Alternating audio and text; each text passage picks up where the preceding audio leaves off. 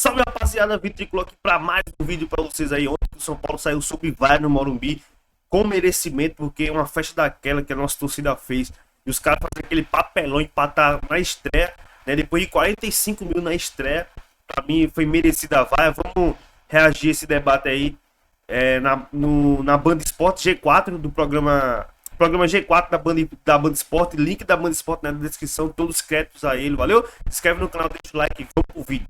As alternativas para tentar tornar o time mais ofensivo. Muito bem, o que chama atenção aí, Arnaldo, é de novo o Rogério falando que ainda não temos peça, faltava não sei quem no ataque, por isso colocou o Juan e tal. É a terceira temporada, né? Segunda temporada e meia do Rogério. Primeiro ano o time não era dele, ele terminou o ano falando assim, esse time não é o meu. No segundo ano teve aquela questão, aí o time, no meio do caminho ele foi dizendo que o time não era dele também. E agora também faltam jogadores. Chegou hoje, hein? Segundo ele. Hã? David chegou. Tem gente aqui falando, estão falando que o São Paulo acertou com o David, diz aqui o Wesley Guedes. Bom, para falar do David, depois a gente passa rapidamente sobre o jogo e a entrevista. O David aí não tem como, porque ele já tornou isso tão publicamente, né, o Rogério, claro. E o fato de ele ter trabalhado com o David no Cruzeiro e depois no Fortaleza, a contratação do David, ele não pode reclamar ou subutilizar, certo? Por conta dessa coisa de estar explícita.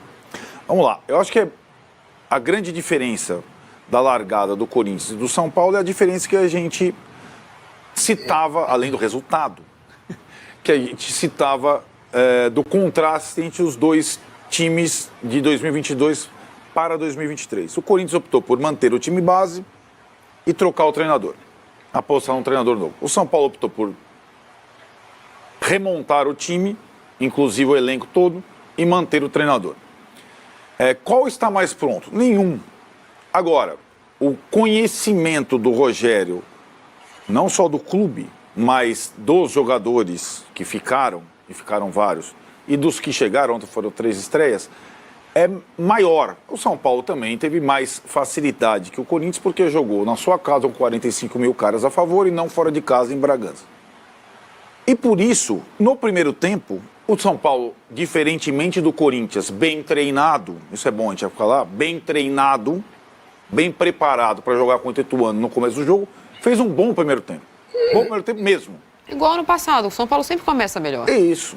Aí eu ia chegar nisso. Sim. Essa é uma marca do trabalho do Rogério e do sistema de jogo do Rogério.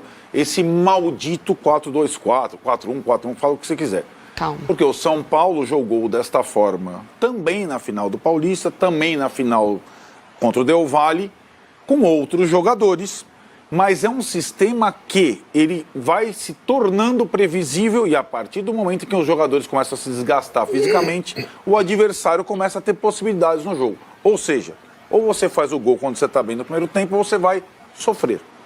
Por isso que a impressão era a mesma de 2022 com outros jogadores. Eram outros jogadores. A zaga era diferente, o goleiro era diferente, dupla de volantes era diferente na função do Nestor, pontas diferentes, mas a ideia de jogo é a mesma. Porque o Rogério faz questão de implementar cada vez mais, como você falou, o seu sistema em detrimento das características específicas de jogadores. Essa é a ideia do Rogério. O São Paulo bancar essa ideia, o São Paulo parece estar tentando atender, na medida do possível, as demandas do Rogério para a característica de jogador. Mas aí entra, né, Marília, aquela situação que a gente vive também desde que o Rogério começou a trabalhar no São Paulo. Uma coisa é o jogo, outra coisa é a entrevista do Rogério pós-jogo. São dois debates. Sim. E muitas vezes o que fica mais saboroso e polêmico a gente discutir é a entrevista do Rogério e não é o jogo. A diferença da sexta-feira é que não teve jogo. Aí a entrevista sozinho já foi polêmica e cheia de recados. E ontem o jogo deu alguns recados, as substituições, que foi uma das grandes questões do trabalho do Rogério em 2022, e a entrevista mais ainda. Quando ele fala ali do Alisson e do Juan, o Juan, um centroavante da base, que foi a primeira substituição ofensiva dele para o lado do campo no lugar do Pedrinho, ele manda recado para você, Tirone, para mim, para Marília e, sobretudo, para a direção do São Paulo. Agora... Marcos Paulo é seu, Pedrinho, tudo é seu. Você lembra? O Marcos Paulo... Galopo é seu, tudo é seu. Exatamente. Nada e é o meu. ser seu, essa distinção entre jogadores contratados e eu não pedi, então não tenho obrigação nenhuma de aproveitar, está chegando no limite do suportável no primeiro jogo da temporada.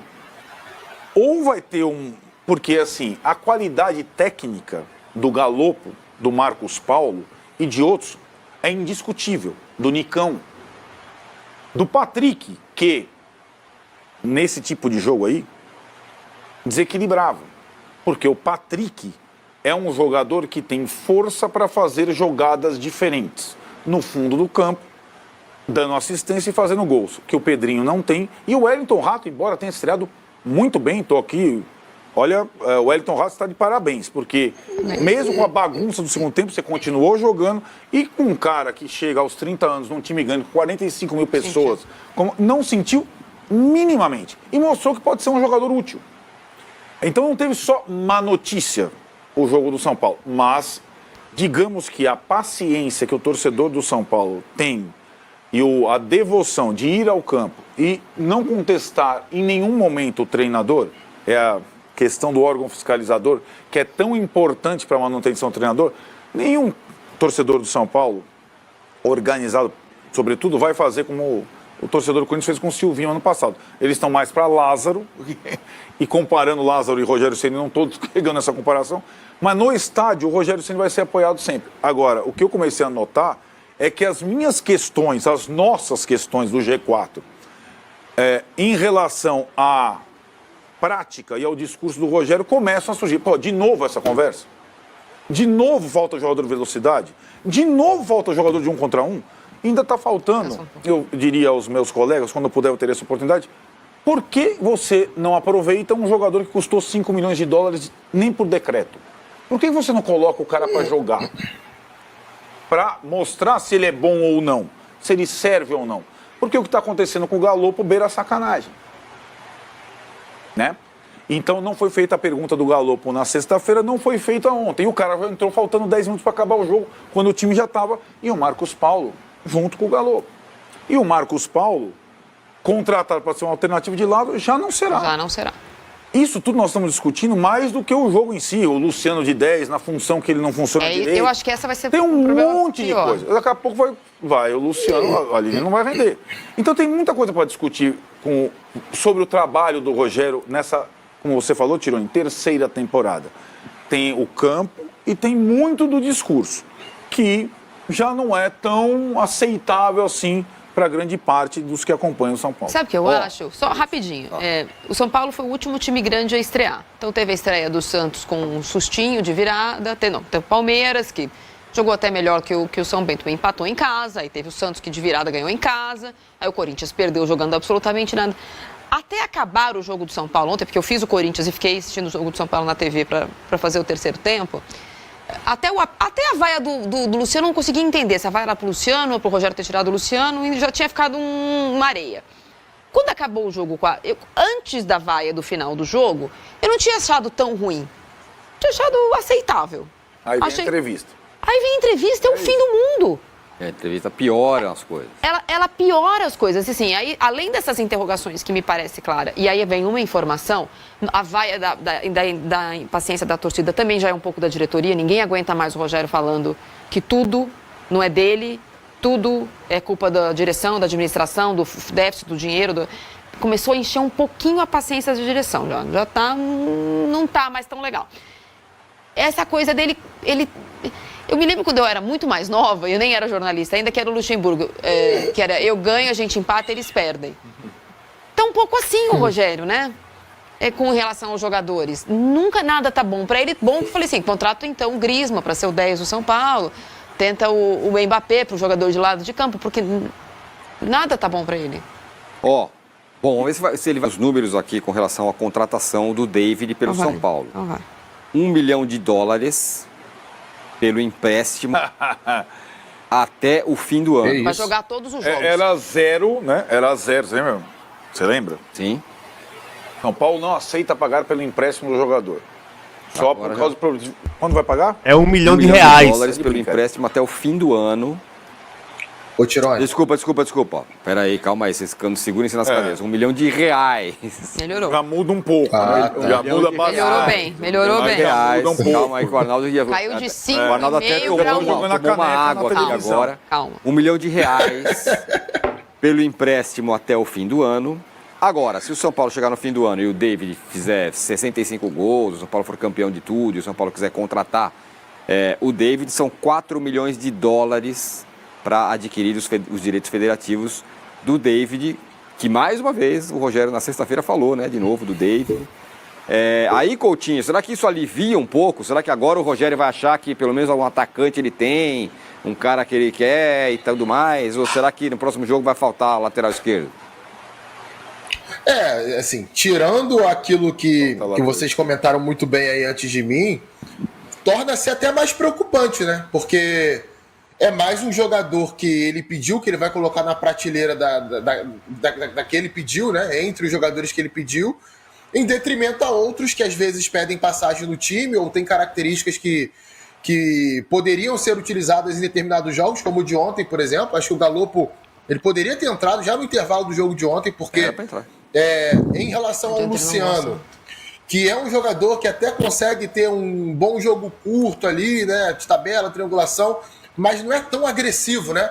O Galopo é um cara mais agressivo, é um cara que rompe mais a última linha, é um cara que finaliza mais da entrada da área, algo que faltou ontem porque o Ituano estava muito fechado. Então, essa chegada do David, ela tanto pode ser muito boa, caso o David chegue jogando bem. Vamos lembrar que o último ano do David Internacional é muito ruim.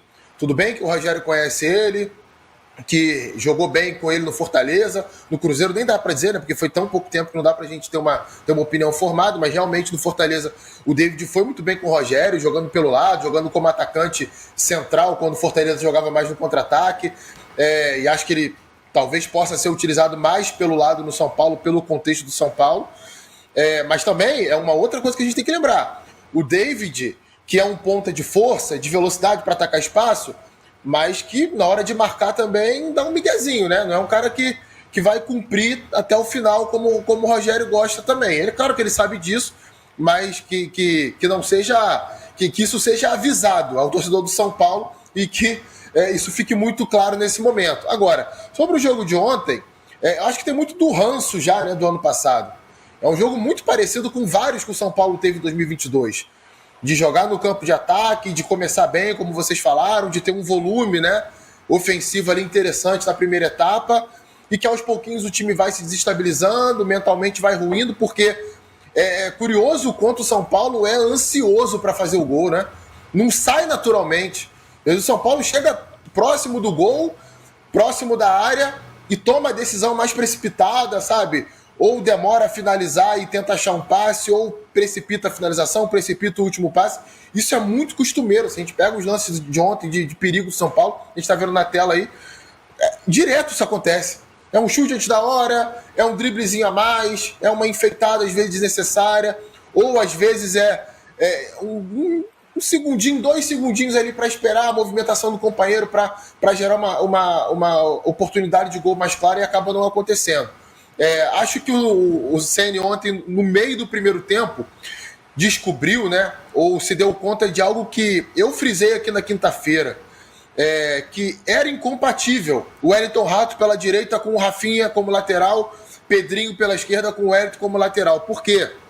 O Wellington Rato não é exatamente um ponta que vai ficar aberto o tempo inteiro pela direita para dar profundidade por ali, para gerar amplitude ao time por ali. Ele é canhoto, né? Então ele muitas vezes pode até receber essa bola mais aberta, mas ele vai trazer para dentro. E aí, a partir do momento que ele traz a bola para dentro, ele não volta ao lado direito. Isso aconteceu com o São Paulo até o Rogério fazer a mudança, né? Porque o Rafinha ele até se soltou um pouco mais ontem no primeiro tempo, porque o Ituano estava muito atrás, marcava só com um jogador lá, o trio de zaga, então não tem porque se fazer uma série de 3 contra um jogador só.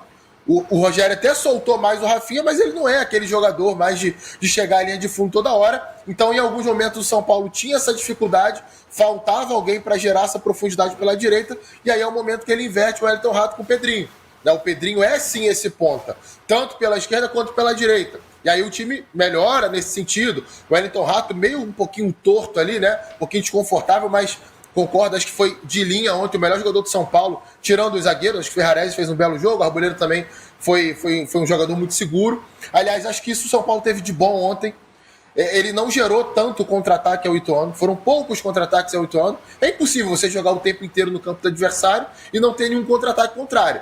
Mas se a gente olhar os contra-ataques que o Ituano encaixou no jogo, pouquíssimos e a maioria deles sem levar tanto perigo assim. Então é isso, né, galera? Decepção ontem, né? A gente teve frustrante aí no Morumbi aí, 45 mil, cara. Só 1-0 só, já tava ótimo. Mas é isso. Então, não sei qual é a opinião de vocês. Comenta a opinião de vocês, deixa o like, se inscreve no canal. Vamos crescer aí, nossa comunidade de São Paulo aí. Valeu, é nóis. Vamos, São Paulo!